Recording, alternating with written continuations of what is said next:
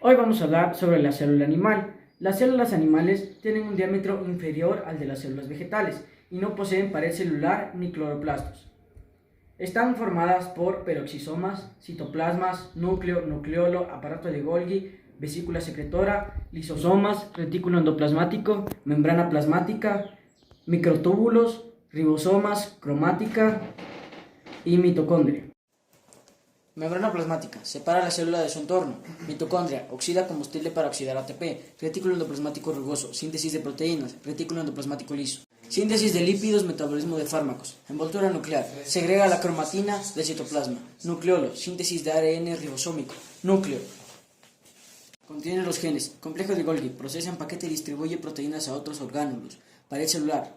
Confiere forma y rigidez. Citoesqueleto. Soporte estructural de las células. Glioxisoma. Contiene los enzimas del ciclo glioxilato. Ribosoma. Síntesis de proteínas. Plasmodesmos. Permiten el paso entre dos células vegetales. Vacuola. Degrada y recicla macromoléculas. Tilacoide. Sintetiza el ATP con aprovechamiento de la energía lumínica. Gránulos de almidón. Almacén temporal de glúcidos.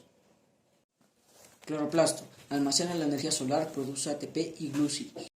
Yo les voy a hablar sobre el tejido vegetal. El tejido vegetal es un conjunto de células que se encuentran en las plantas o vegetales más desarrolladas, con el fin de cumplir las diferentes funciones para la planta. Estas células se encuentran unidas unas con otras de una manera sólida y perdurable. Esto se clasifica en protectores, fundamentales, conductores, esqueléticos, secretores y embrionarios. Este tejido se lo puede encontrar tanto en las raíces, como en los tallos, como en las hojas y como en los frutos de la planta. Ahora, yo les voy a hablar sobre el transporte de sustancias. El encargado de esto es la membrana celular. Esta es una de las partes más importantes que tiene la planta, ya que gracias a este entran o salen sustancias que la planta necesita. La membrana celular es la que permite que entren las sustancias, o sea, los nutrientes que la planta necesita, y también permite que salgan los desechos que la planta ya necesita. Las hormonas vegetales son sustancias químicas que se encuentran en las hojas, en los tallos, en las raíces o en los frutos de la planta. Estas influyen en el crecimiento y formación de la misma. Estas se clasifican en auxina, citosina, etileno, giberelinas y ácido absciso. Entre monocotiledóneas y dicotiledóneas. Las monocotiledóneas, la mayoría de las plantas son herbáceas. Los vasos conductores se disponen al azar por el tallo. Las raíces son fasciculadas. El tallo no tiene ramificaciones y suelen tener 3 sépalos y pétalos o múltiplos de 3. Las dicotiledóneas, muchas son herbáceas, pero predominan en árboles y arbustos. Los vasos conductores se disponen formando anillos concéntricos por el tallo. La raíz suele tener un eje central que se ramifica. El tallo suele ser ramificado. Y por último, suelen tener 4 o 5 pétalos o múltiplos de 4 o 5. Los tejidos protectores se ocupan en resguardar la planta y en protegerla de agentes externos, como puede ser la lluvia, insectos, la desecación.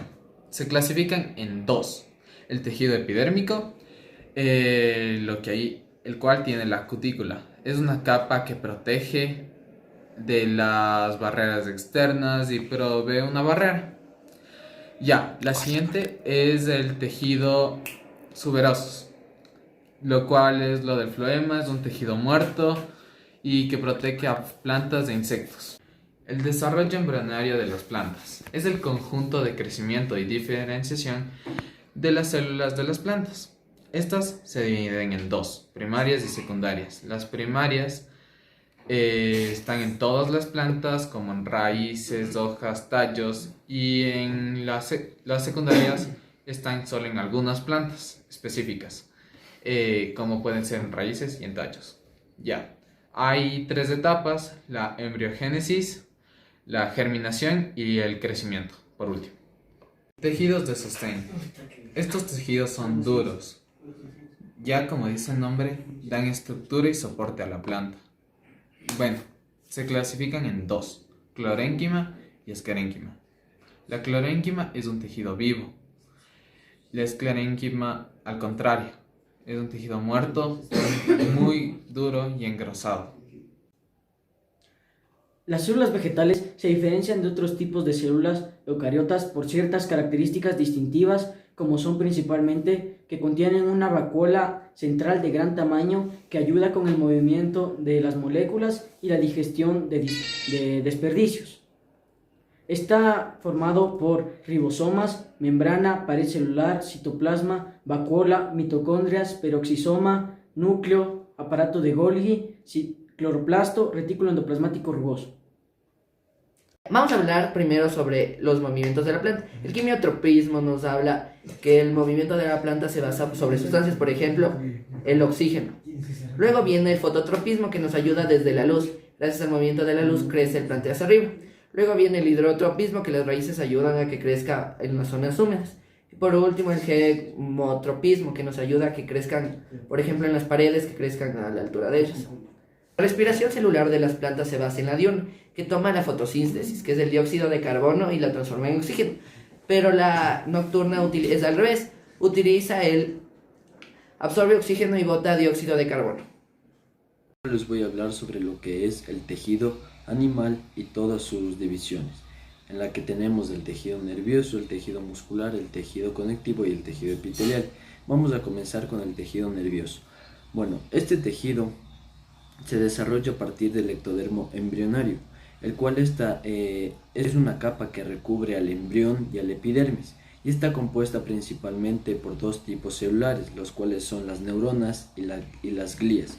Las células gliales se encuentran principalmente en la médula espinal y son las que desempeñan de forma principal la función de soporte de neuronas. Además intervienen en el desempeño y el procesamiento cerebral de la información del organismo. Y estas dos tipos celulares, que son las neuronas y las glías, desempeñan varias funciones importantes en este sistema nervioso, las cuales son como digestión, la respiración, el flujo sanguíneo, el bombeo del corazón, el control del sistema endocrino, entre otras. Aparte, este tejido nervioso y estas células, que son las neuronas y gliales, son las encargadas de receptar información o recibir la información, ya sea interna o externamente, e inmediatamente emitir una respuesta. La clasificación de este tejido nervioso se divide en tres tipos: el sistema nervioso central, el cual aquí se encuentra lo que es el aparato y el control del aparato digestivo y respiratorio, el cual tiene las funciones de integrar, controlar y suministrar al organismo. Aparte de este, como en segundo, tenemos el sistema nervioso periférico, el cual es la parte del sistema nervioso que comparte y se compone de los nervios y neuronas que se encuentran en el cerebro y también en la médula espinal. Esta red conecta el cerebro con la médula espinal, permitiéndole así al organismo receptar y también emanar o transmitir información. Y como último tenemos al sistema nervioso, al normal que conocemos, el cual es el que se encarga de, como lo había dicho, de recibir información e inmediatamente transmitir o desencadenar una respuesta. Bueno, a continuación les voy a hablar sobre el tejido muscular. Primeramente les voy a explicar lo que son los músculos. Estos son tejidos que tienen la capacidad de excitarse y responder a una serie de estímulos, como cambios de presión, calor, luz, entre otros. El tejido muscular se encarga del movimiento de los organismos, del cual conforma un 80% de agua. Sus células son alargadas y en unidades mínimas, formando fibras, alrededor de 500 a 600 músculos. Tiene un movimiento y recubre a los órganos, generando de esa manera calor. Se divide en tres tipos y la clasificación, la cual es el muscular liso, el tejido muscular esquelético y el tejido muscular cardíaco. En el tejido muscular liso encontramos lo que son los vasos sanguíneos, las arterias, las cuales son conductos para transportación de agua, y así de esa manera se evita la coagulación de la sangre. Tiene vías respiratorias, las cuales recubren branquias y los bronquiolos. De ahí tenemos al tejido muscular esquelético, el cual se regenera con el movimiento humano. Es un músculo voluntario tiene desplazamiento y así de esa manera genera energía mecánica para la transformación en energía química. Sus huesos son alargados, midiendo alrededor de 30 centímetros. Y también sirven como protección de postura de la estabilidad articular. Luego de esto tenemos como último al músculo cardíaco, al tejido muscular cardíaco, el cual es el encargado de bombear la sangre por el sistema circulatorio mediante su contracción y es involuntario. Sus células son alargadas y ramificadas. Aparte de esto encontramos otro tipo de músculos, los cuales son aductores, los cuales tienen elasticidad para adentro, interna. Los abductores, elasticidad la cual se aleja hacia afuera. Los flexores, los cuales nos permiten flexionar. Extensores, extender, o sea, la acción contraria a los flexores. Los supinadores, los que nos permiten girar como la muñeca. Los pinadores, los que se pueden contraer. Ahora les voy a hablar sobre el tejido epitelial. Este tejido reconstruye y recubre superficies corporales internas y externas. Son las principales células secretoras del organismo, recepta señales nerviosas y secreta sustancias dependiendo del lugar. También posee glándulas endocrinas, las cuales producen testosterona. Forma mucosas, glándulas y parénquimas. Sus células son muy unidas, como son las pareales y las venas o también las de la piel. Este tejido se divide en 6, el cual tenemos tejido de revestimiento, secreción, sensoriales, glandular, respiratorio e intestinal. En el tejido de revestimiento, las funciones principales que cumple este es controla la entrada y salida de sustancias, en el que recubre externamente la piel o internamente los conductos y cavidades del organismo. En el de secreción libera toxinas y desechos. En los sensoriales tienen terminaciones nerviosas en los órganos, encargado de captar señales y de enviar inmediatamente respuestas, o ya pueden ser estas también señales eléctricas.